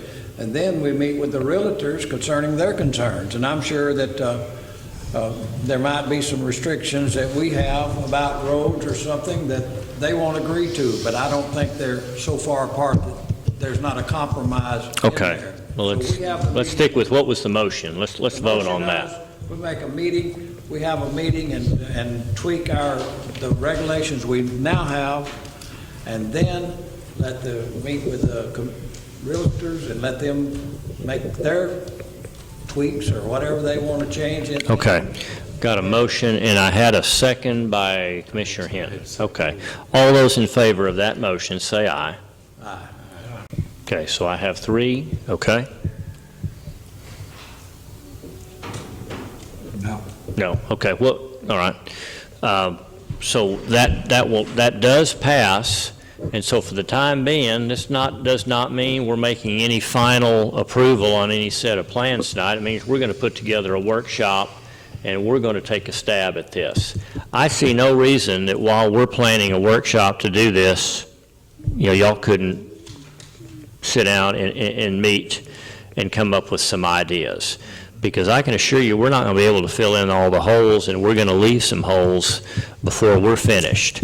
But at some point, we can come back together, but I don't think there's any reason we can't be working on this simultaneously. Okay, well, that motion does pass, and ma'am. I had, it was 3 to 1, 1, 2, 3, and Coach Fields voted no. No. I didn't bother to vote on that one. We're going to plan on putting together a workshop here. What do y'all think in the next couple of weeks? How do your schedules look? We may not get it all done in one meeting, but we'll take a stab at it on a, give it a couple hours anyway. Here in the next couple of weeks, I'll find a day. And then I'll encourage y'all, Chris, thank you for your offer to meet with them. And I feel like at some point, we'll get back together, maybe not a room full of 15 people, but at least some key players to discuss what we have got. Judge, I definitely think the key players are going to be the real estate people out here. And Walt Sears is going to be involved in this, because if we don't meet the minimum or if we can't get an agreement worked out, you're not going to get future money, grant money, if it doesn't meet, if we don't get an agreement worked out with them. Wait a minute, let's address that. Could we address that grant money? We're talking about grant money for Tri-Water, because we are an economically depressed area, population. And that's the reason they can get the grant. That's the only reason we can qualify for the grant. So this is only a grant that Tri-Water is going to put in. And so that is... And the city gets grants too. The city gets grants on this? They get grants where economic development sure does. Well, this EDAP money is available for lots of different purposes. It just so happens that the objective here is bringing water lines through Titus County to end up there in Morris County. Have it in Titus County. Sir? Water to Morris County from Titus County. From Titus County. The lines, if built, would pass through Titus County. That's why Titus County is being asked to adopt minimum standards, not only the destination point, but whatever counties are in that line where those water lines are going to go. But once you met those requirements, if we have industry that would move Titus County, Yeah, that would tap into that anywhere along that line. well, we put another one, and it was a different place, because we had in place. Yeah, you're saying if another opportunity comes up, we've got those minimum standards in place and could be considered for EDAP funds. Right. For other areas. But as far as this area, right now, there's already water in Titus County. There's already there. Tri-Water has water in Titus County. Yes, that's right. But Tri-Water is the only logical source to build those lines to get to Morris County. But I just... So Tri-Water's, I don't know that Tri-Water's making this application. I think it's Morris County that made the application. Or There's going to be like Tri-Water lines Bigger The and lines, yeah. well, actually build them and run them over there. how far does the water line go down 71? Well, but they would make, it's about 5 miles probably, but they would go back up to to Sugar Hill, actually, where, because to make it bigger. Make it bigger Make from it- there. Because we don't have towards Morris County. enough pressure to go all the way down. So this, All that, But another business wanted to move into Titus County. And build out there. Be between here and Whitfield somewhere. And those lines weren't big enough for their business because we qualified and met all the requirements, they can get grants for those. that's the reason. Once you're set up, you're okay. You Yeah. gotta meet those different requirements, or you're not gonna be eligible for any grants. Those businesses are gonna go somewhere else where the money isn't. Okay, one final comment in the back. In the past, I'm going to ask you to come to a mic because we can't get you. We can hear you, but we I can. don't get this going, I really don't, but I gotta say, let's see how to put this. In the past, if you bought a piece of land, you thought it was a good property to develop. For whatever reason, it was a good location, it was just whatever. You had to deal with entities, and those entities were right in front of you, you're right here, the commissioners, the utility companies. That's a separate meeting for me, each one of the utility companies. Well, one of them is dry water, now price up, and everybody knows that. That's a regulation in place. You can't go around them. They're too powerful entities. You gotta have them. So you have to abide by those rules, regulations that are in place. We spend a lot of money, my family, and everybody here has before too. And when you have a tract of land that doesn't quite have the capacity, water capacity, it's trial water out there, sure is, right there. Well, you know, you gotta be careful when you buy land. Gentleman's right. And people make mistakes all the time and say those words can get you. So you always need to call trial water and say, well, capacity, you know, what's gonna be on this line. They put a procedure in place several years ago that if you subdivide a piece of land, there are checks and balances already established with private water. And one of those is if you subdivide a piece of land, they're not gonna tell you maybe, yes, nothing, until you put $500 deposit up for a study to be made and a rendering of what, doesn't have to be fancy, just some kind of rendering of what you intend to do on this subdividing land. That's been in place. Now I've had to do it, everybody's had to do it on several tracks, and it's a good thing, really, because they come back with an answer, and if they feel like they've used $300 or $500, they'll give you $200 back. However long it takes to do the study is to see if that, let's say there's 6 homes you're gonna put on this tract of land. If that water capacity on trial water line is not there, not substantial enough to do that, they'll tell you you're declining, you'll have to go back to this 4-inch water line that's a mile or half a mile away, and the cost is gonna be X number of dollars. Real simple. Then you look at that, the cost, and go, well, it's gonna work after this surveying, all this engineering, all this, money and roads and things, and you walk away from it, you don't develop it, or you do. It's just math. So what I'm saying is, we've been doing this for a long time. It's part of the equation if you develop in Titus County. Is it possible to come out good in this development, this idea, with the trial water cost associated with it? Because we're going to have to make a long distance with an upgraded line, because they won't let us attach to this outlet, to this 2-inch line that won't carry that many homes. So that's just part of the cost of doing it without grant money. Now, what's it's a trade-off. We want grant money, but do we want the regulations associated with it? I mean, I'd like to have grant money, but I don't know. It's kind of weird. Private investors like myself or anybody is part of the equation without federal or state, regulations on me and my decision on doing this land. We've been doing it privately like this for a while. So that's one of the things we got to think.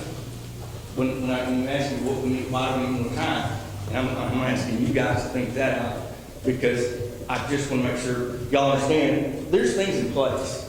And y'all, you're right. You've done a good job on a lot of things you do that people don't know that are in place. There's our development, our roads are good, our new roads in the past 10 years. So all we're talking about is putting it in writing to where somebody can walk up.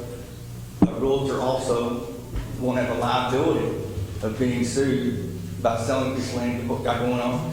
some regulations that's been not brought up and not corrected over the years, they're in place now. Because that's really what we are now. They're very, they're not really in detail. Y'all know what they are, and I know what they are because I've done it. And I keep up with the lot of done. So when they say things, it might be have to turn really quick. So I think a standard needs to be done. I'm not really sure if we need to have grant money associated or not, but it would be nice to have it, but what expense and what cost. Okay. Item number 6, open and review bids and possibly approve them for entrance and parking lot modifications for Bates Cooper Sloan Funeral Home. We talked about this, looked at some plans at our last meeting, and Commissioner Fields, I believe, has gone out for bids, and here's what's come in. Does this look about what you were expecting? There's Stansel, there's no name on that one, and here is Par Construction. So without further delay, I'll open these up. I'm going to start with this one. This is Stansel Construction giving us a bid on parking lot modifications that the court approved going for bids for. This is from Stansel Construction, LLC. Demo and remove about 209 square yards of existing concrete, demo the curb on the south side of the north driveway, all dirt removal and grading to achieve positive drainage, widen the drainage pipe at the new drive location, apply 50 linear feet of curb along the south side of the new drive, 3/8-inch rebar, cleanup of site, traffic control and scheduling around funeral home. $39,850. That's Stansel.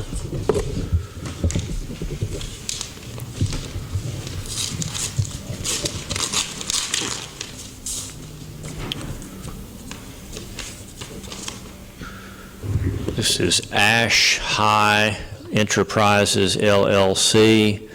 Bid for funeral home, add to existing drive and parking spots, remove existing drive south end. Bid is $28,550. $28,550. Ash High Enterprises.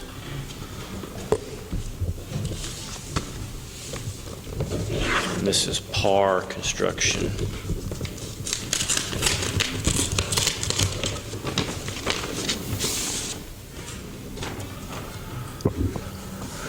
Par Construction, labor and materials to grade, remove dirt, pour approximately 860 square yards of 6-inch concrete with 3/8 rebar, 18-inch centers, 50 foot of curb and gutter, and remove 209 square yards of concrete drive and approach. Total bid, $36,519. You want to look those over any? You know who all your players are there?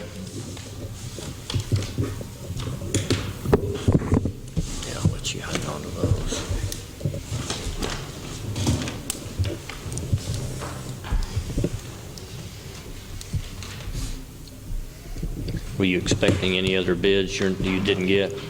Okay. I had a fourth one, but they didn't.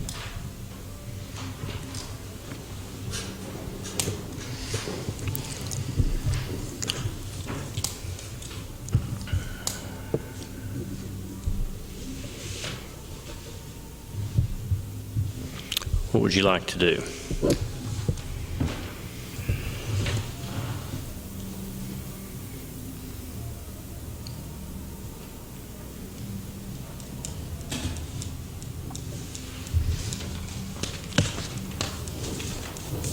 Anybody want to see these?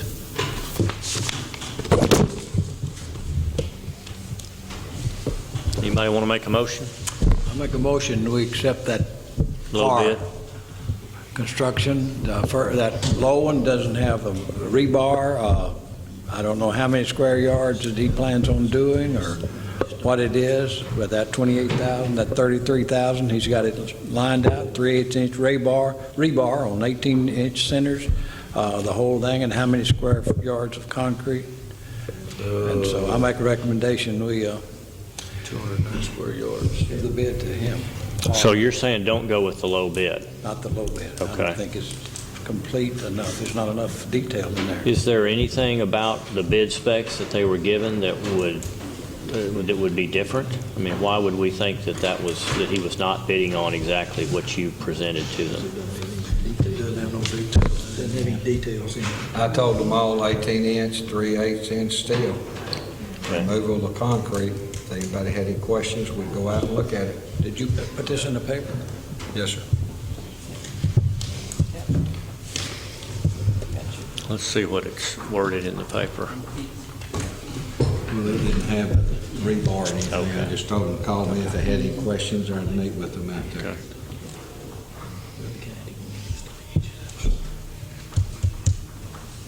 I sure would hate to lose out on a bid that's that low just because it's not detailed.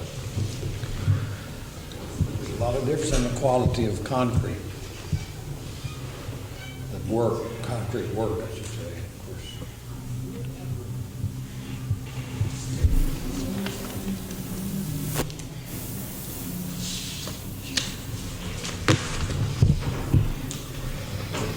Okay, got a motion by Commissioner Riddle to go with the middle bid of 36.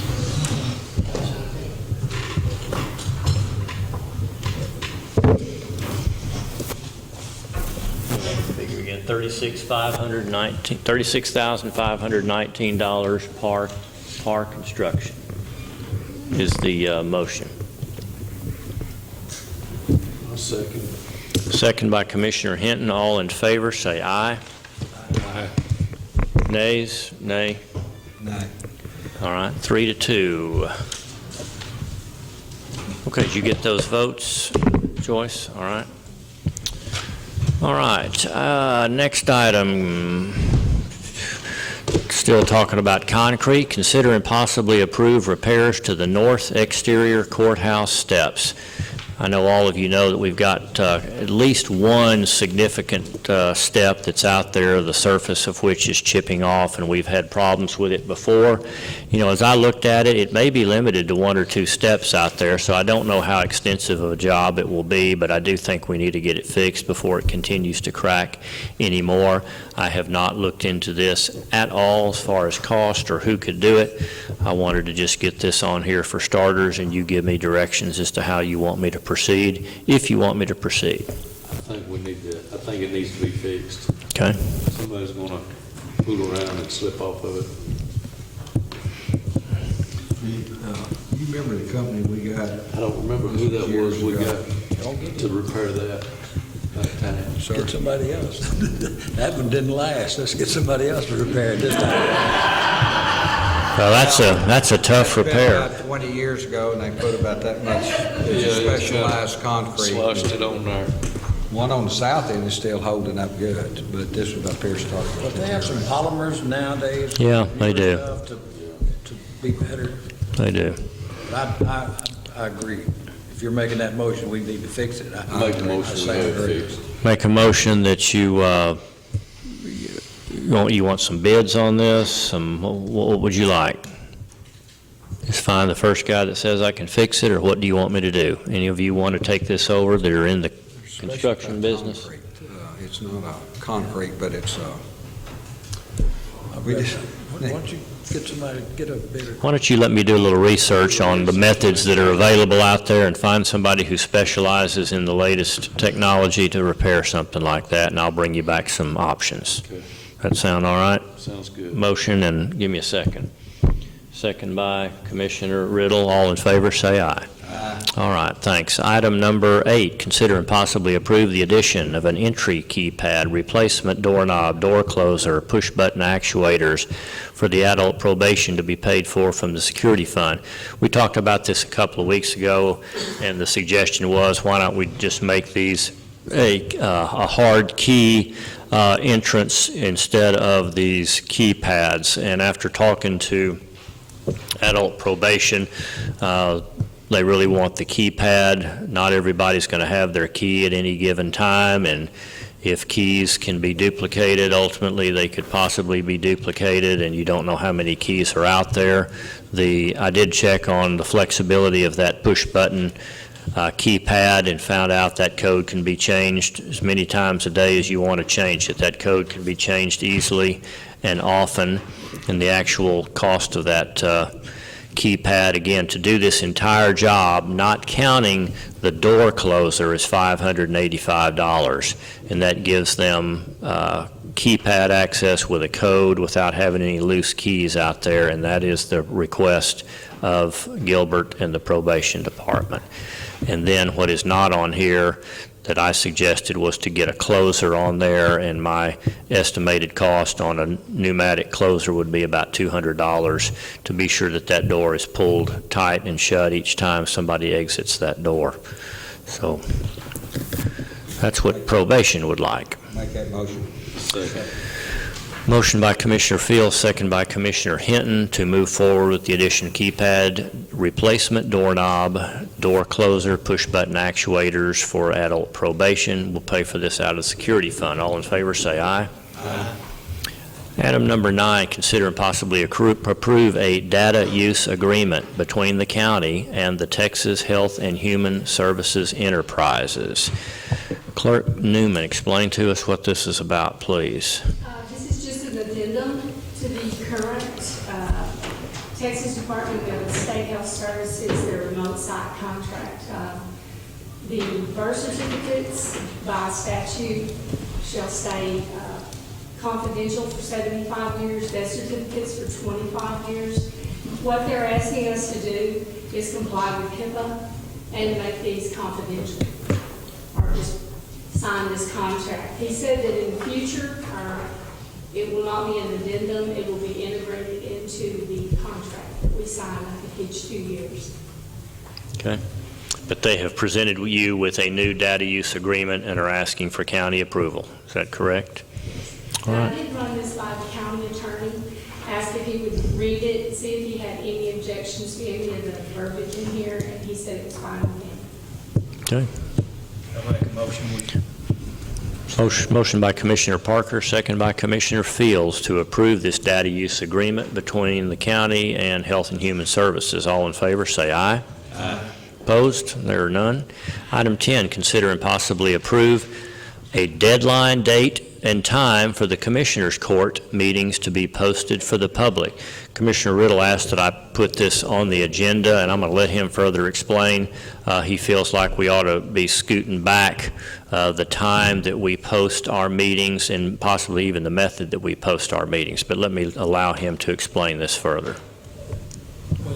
When we get the agenda, if we're busy on Friday afternoons, we don't have time to look at it, and then Monday morning, the meeting's at 9 o'clock, and so there's not any time to research or to determine what's on the agenda if it's something you don't you're not familiar with. So if we could get the time like by 9 o'clock Thursday morning, it'd give us all day Friday or whatever day to do the job, or somewhere back in that time. It would be a nice gesture. Of course, we'd have a little more time on Mondays when we have the evening meetings, but anyway, I would like to see that. It would help me time to look at the agenda and see what we had on it and make some preparation to do it.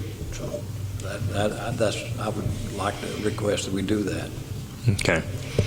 And I have no problem in backing up the time frame that's given to me to do that. I'll just remind you that oftentimes we'll skid something in at the last minute that always seems to be one of those important items, and we'll just have to be committed to knowing we're going to start planning ahead earlier. But for me, it makes perfectly good sense, and we could just say that this will be posted whether we have a morning meeting on Monday, whether we have an afternoon meeting on Monday. We will make 9 o'clock, if this is what you all want, 9 o'clock a.m. on Thursday, before the Monday meeting. And let's just say even if we have a Tuesday meeting, I'm suggesting that, just to be consistent so that we always know. You don't have to think very hard about it. You just know Thursday at 9 o'clock in the morning is when that meeting's going to be posted, and that means you can't bring me something at 8:57 and get it posted. We need to be really ready for this Wednesday night in order to get it up there. Now, there will be a time when we'll have an emergency there, and we will get it done, but there may be one of those times that says, well, we'll sure discuss it, but we can't take any action on it. So that would be my suggestion, is just we keep it simple and say Thursday, 9 o'clock is the posting time, period, regardless of what day, Monday or Tuesday, that meeting falls on. Would noon on Thursday be early enough to give them just a little time Thursday morning? Yeah, give us your standpoint here. Well, I mean, we don't have a whole lot, but sometimes something might come up, you know. But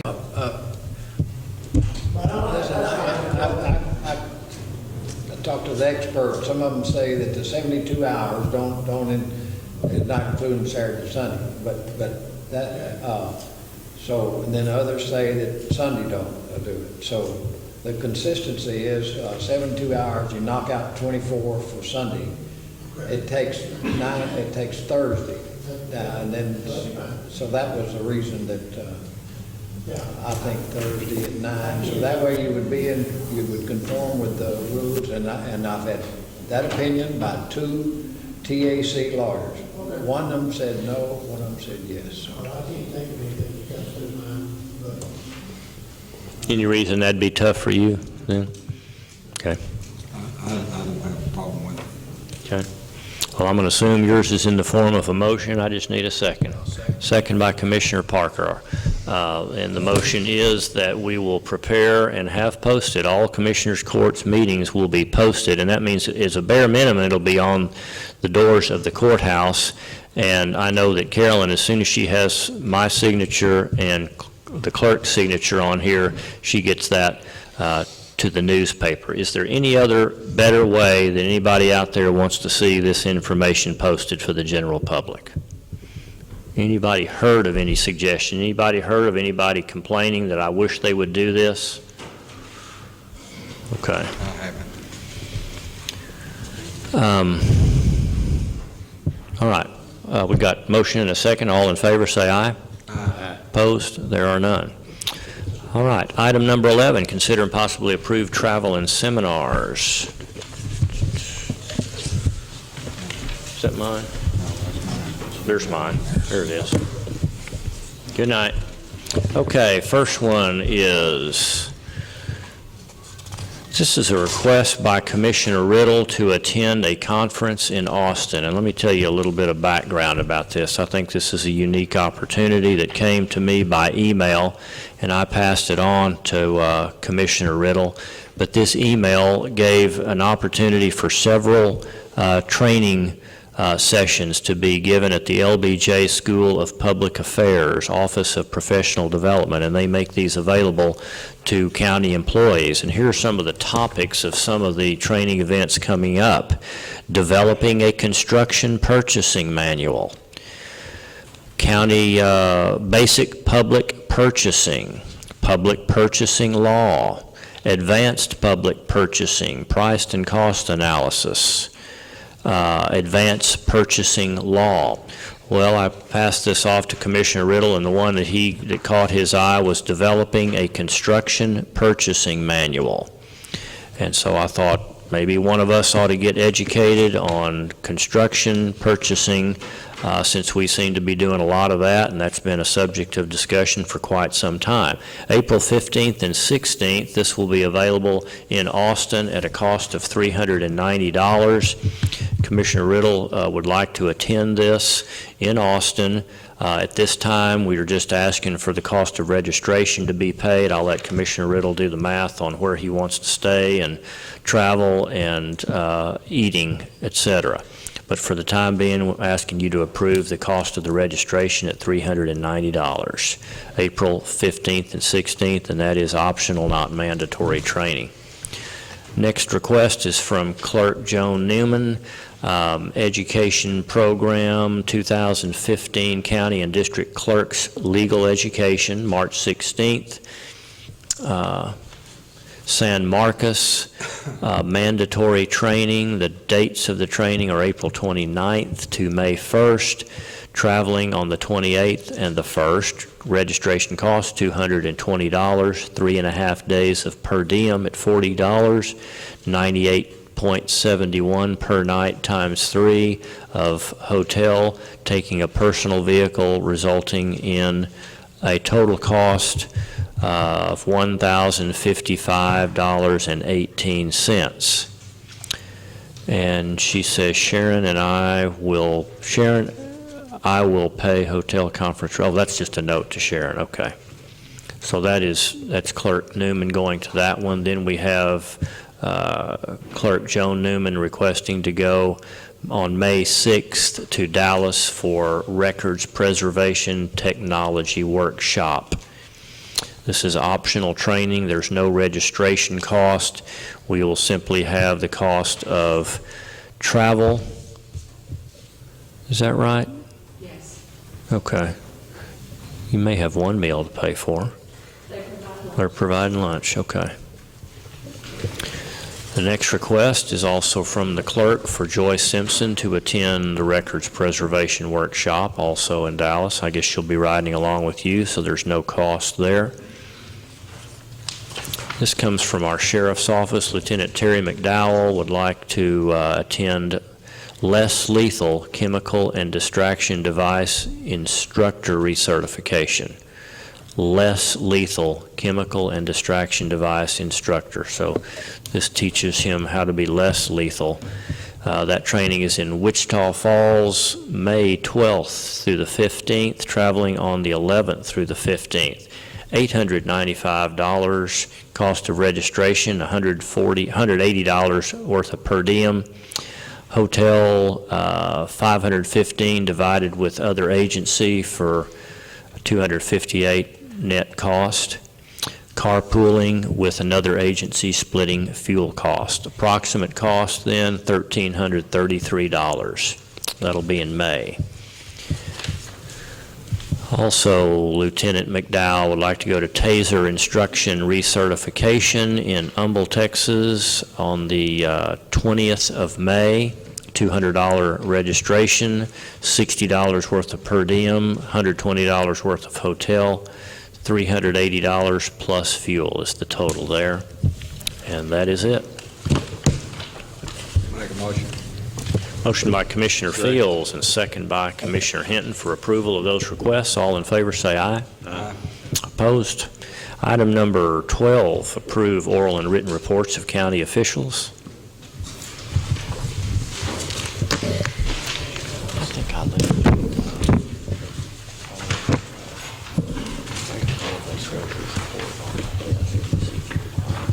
Cheryl left.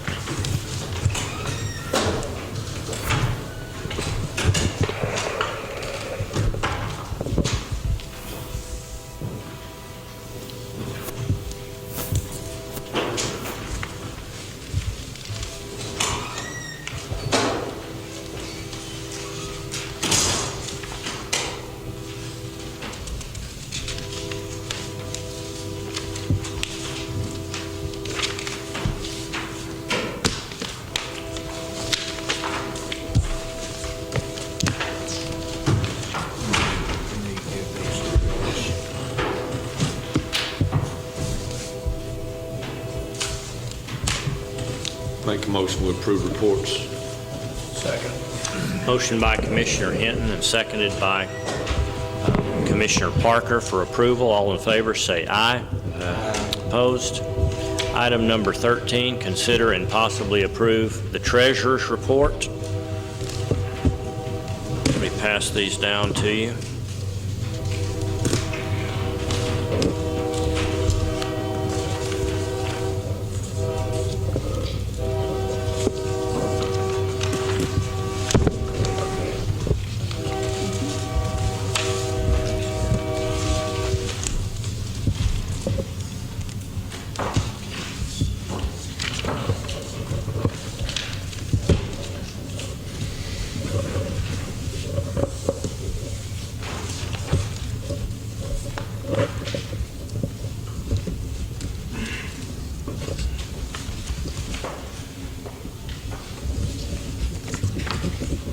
Make a motion to approve treasurer's report. Motion by Commissioner Hinton for approval. Second by Commissioner Parker. All in favor of approval, say aye. Item number 14, approve budget amendments. Before I do that, you look at the front page, it's part one, which is negative. Well, I guess with all the rain, there have not been any, usually in the wintertime is when the park, it's all the revenue. They get very little revenue for summer because it's so hot on the water, that they don't use it a lot. The rain is, you don't get like a little $4,000 in fees so far this year since October 1st. The budget's about 18,000. So if it doesn't pick up, we will probably have to transfer a couple $1,000 out of the general fund over there to cover the shortage of parking. Or I don't know if the only space in there is the lady that runs it, so the only other option would be not a lot of expenses in there. I think this year they've had like 2 bass tournaments. They normally have 10 to 12. They just Nobody does, it's just not much. get off the roads and get stuck. But anyway, that's something we'll keep an eye on. Okay. Budget amendments, this is number 13, number 18. These are all just line item changes. The first one, number 13, is the change to the loop construction. If y'all recall, at last meeting, y'all approved them spending $650,000 roughly more money. They just moved that out of their contingency monies and some other lines. It didn't add to the budget, they just moved it around. So that's number 13. I think y'all all seen it. Number 14, the county clerk is just moving some money between office expense and computer expense, $550. Number 15 is in Road and Bridge 2. That's Commissioner Fields' department. He had a project he did for the city where they reimbursed him. I had to budget the reimbursement money, which was $22,851, and he spent some money, and then I moved some other money around between his line items. Number 16 is just an update on the general fund. I usually wait 6 months into the year to start moving the money around to fill in different deals. For instance, the insurance. When we originally budgeted the insurance, all the different lines, we estimate a number. When the actual numbers come in, I adjust them to what they really are. There's a little bit of that. There's some visiting judges in the county court and the JP court and the district court that had to be budgeted. Again, we just moved money around, but there's no new money overall. It's just line item changes, moving money around within the general fund. The bell tower fund, that's a little fund where they do the brick pavers over on the road over there. They pay for them themselves. I estimate what I think they're going to bring in, and they actually are, a lot more people are buying bricks. So I had to increase both the revenues and the expenses, but it's a wash. And the Family and Protective Services grant, that's a little grant that has $1,444 in it. We didn't have that grant when we did the budget. It was approved afterwards. I believe that goes with the sheriff's office. So that's just budgeting the grant money and the grant expenses. Make a motion to approve budget amendments. Motion by Commissioner Hinton for approval. I'll second. Second by Commissioner Parker. All in favor, say aye. Aye. Item 15, sign pay orders and approve payments. Make a motion to pay our bills. Motion by Commissioner Hinton. Second by Commissioner Fields. All in favor of approval of paying bills, say aye. Aye. Item 16, closing comments, if any. Start on my left hand. Commissioner Parker, anything? No, I have nothing to do. Commissioner Hinton? All I have to say is, we had sunshine today. Forgot what it looked like. It was welcome sight today. Well, let's just... We're in the process of trying to get our roads put back together or repaired anyhow. Yeah. For the next onslaught, so anyway. Isn't that the truth? Say. I don't think I have anything this evening. Commissioner Fields? One thing I have, would like to ask the commissioners to think about it and kind of let me know something. Mr. Bill Williams, the one that did the state program last year, the training program for the maintainers operator, I was going to check to see if y'all kind of talk and look at it, let me know, and I need to get back with him to let him know if we're going to have enough. I also will talk with the city and see if they're going to have anybody. I think this year it's a little bit different. Last year it was free. This year it's $25 a person. It's not much, but it is a very good training program.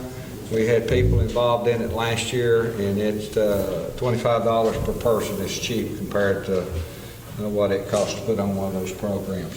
It would be here local, and I just need to know how many people would participate. It's 1 day of schooling. You have 1 day of schooling, then you have 1 day of training on the job. You'll be running the maintainer that day. It's looking at not having those hands for 2 days, but the experience and the work and the training you get out of it's unbelievable. I really thought it was a good program by the state. Think about it, let me know something. Okay. Commissioner Riddle? No, nothing. All right. Entertain a motion to adjourn when you're ready. Motion by Commissioner Hinton and second by Commissioner Parker. All in favor, say aye. Aye. All right. Good evening, everyone. Thank you for your input and your attendance.